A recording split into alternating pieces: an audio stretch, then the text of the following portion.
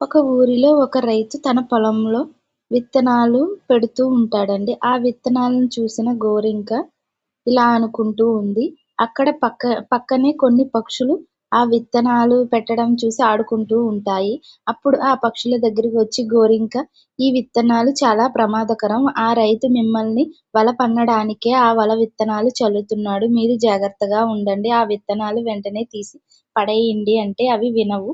ఆ చెట్లు పెద్దవయ్యి పెరుగుతాయండి. ఆ తర్వాత ఆ రైతు ఆ చెట్ల నుంచి వచ్చిన వలని రెడీ చేసి ఆ పక్షులను ఎలాగైనా వలలో పన్నేలాగా చేస్తాడు.